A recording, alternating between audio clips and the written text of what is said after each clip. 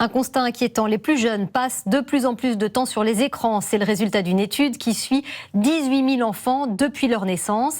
À 2 ans, un petit Français passe environ 56 minutes par jour devant un écran et ça ne cesse de grimper. 1h20 à 3 ans et demi, 1h34 à 5 ans et demi. C'est beaucoup plus que ce que recommande l'Organisation mondiale de la santé. Je vous en rappelle les consignes. Pas d'écran avant 3 ans et maximum 1 heure par jour ensuite. Bonjour Thomas. Non. Bonjour Jean-Baptiste, je suis Thomas Boto. Je suis le bot, l'intelligence artificielle qui frise la connerie.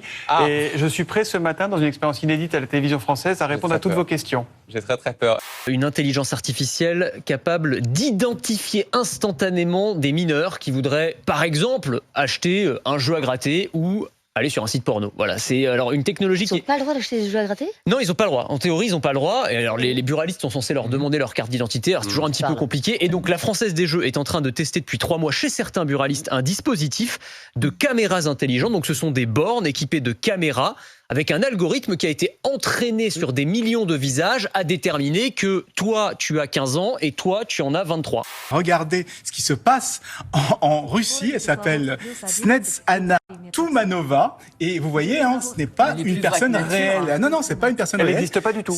C'est une image de synthèse qui est pilotée par une intelligence artificielle. Elle va récupérer toutes les données météo. Elle va ensuite faire le bulletin automatiquement et le faire dire par cet avatar.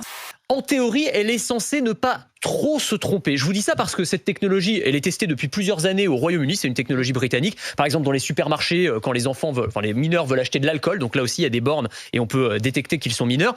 Mais il y a une marge d'erreur quand même. Marge d'erreur d'1 an et demi. Ah bah, c'est pas la même chose.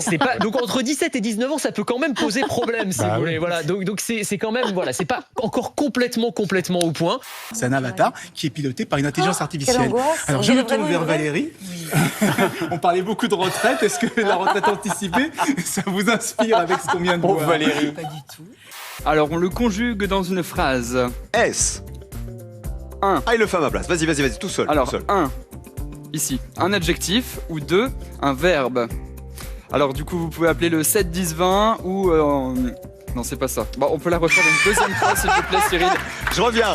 Alors, non, il y a quand même une bonne nouvelle. Il y a quand même une bonne nouvelle là-dedans, c'est que ça veut dire que je peux encore garder un peu ma place. Dîner préparé ce soir par Nina Métayer, chef pâtissière de la délicatisserie.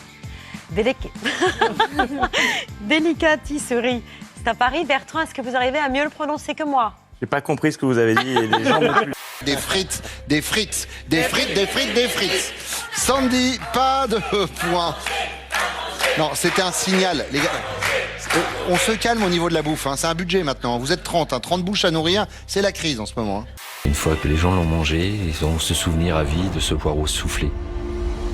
Eh ben moi ça me donne envie. Eh ben moi aussi. Moi ça me donne envie. J'allais dire la même chose. On a envie d'y mettre la cuillère dedans. On a envie de taper dedans. Par rapport à l'épreuve, je ne sais pas ce qui va se passer là. Mais par contre, je suis vraiment heureux parce que je peux goûter un plat 2 étoiles gratos. Donc, je vais pas me faire prier. À l'époque de l'Empire de Couche, il y avait l'électricité. Les pyramides qu'on voit là, au sommet, il y a de l'or. L'or, c'est le meilleur conducteur pour l'électricité. C'était des foutues antennes.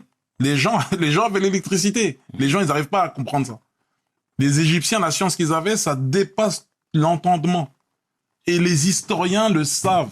Il y a eu effectivement des dynasties de pharaons nubiens, de pharaons noirs. C'est toujours en Égypte. Voilà. Et en Nubie, vous avez des pyramides, notamment à Méroé, puisque c'était le royaume de Méroé, c'était la capitale du royaume nubien, du royaume de Couche. Alors là, les pyramides, elles sont en grès. La terre. Pierre. Voilà, la pierre. Donc, il n'y avait pas d'or dessus. Ou en tout cas, s'il y en avait, on n'en a plus de traces archéologiques. Donc là, il raconte n'importe quoi. L'Afrique a peuplé l'Europe avant les Européens. On les appelait les Afropéens. Ils ont été décimés par les vrais Européens, entre guillemets, qui venaient d'Asie. Qu'on les appelait les Yamnayades. Tu vois ? 50 000 ans avant les Européens, la notion de la chevalerie, on l'avait déjà. Tu retrouves aujourd'hui des tableaux qui sont classés, cachés dans des catacombes où c'est des Renois qui sont en mode chevalier, Sir Lancelot, tout ça. Bien sûr, ça existait déjà. Putain, il est chaud le mec, hein. Putain, il est chaud. C'est un dérapage de plus pour Gims. Enfin, à chaque fois qu'il dit quelque chose, en ce moment, il dit des conneries. Donc à un moment, il faudrait juste qu'il apprenne à continuer à faire de la musique et à se taire sur des sujets un peu plus sérieux, tout simplement. Il est bon dans ce qu'il fait dans la musique, il est très bon même. et qui continuent à faire de la musique. Enfin, un sondage IFOP réalisé en début d'année, 1 jeune sur 10 croit que la Terre est plate. Oui, vous avez. Ça va, on trouve des copies d'histoire où Jeanne d'Arc a été tuée par les Allemands. Hein. Mais si, c'est pas si récent que ça. Mais non, mais je dis ça, c'est pas une blague. C'est pour ça qu'on a d'ailleurs Ramsès II, la momie, parce qu'elle avait mis les doigts dans la prise. Exactement, c'est ça. Exactement, c'est ça. Et Frédéric, il a fort repas.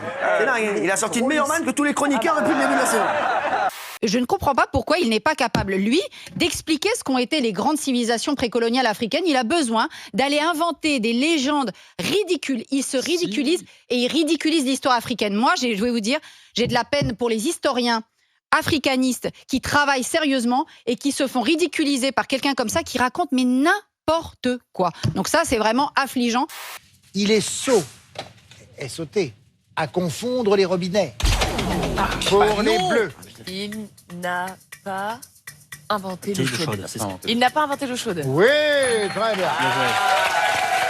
Baptiste, Gandhi et Aurore ont enfilé leur casquette de contrôleur de stationnement.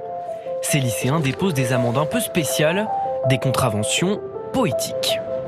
La vie, c'est comme une bicyclette. Il faut avancer pour ne pas perdre l'équilibre. Albert Einstein. Ces automobilistes ont eu la surprise de découvrir un bout de papier sur leur pare-brise. Compréhension poétique, j'aimerais en avoir plus souvent parce que... C'est bien ce que vous faites. Continuez. Avec le sourire, c'est bien pour les jeunes. C'est bien, c'est bien, c'est bien, c'est bien, c'est bien, c'est bien. Un match de foot qui ferait une bonne pub pour les opticiens. Le gardien du club d'Amarby en Suède a confondu le point de pénalty avec le ballon. Benny Traoré, attaquant d'Aken, en a profité pour récupérer la balle, laissée seule et marquer dans le but vide. Une erreur qui a permis à l'équipe adverse de gagner le match. S'il s'agit sûrement d'une simple maladresse, certains évoquent l'hypothèse d'un match truqué.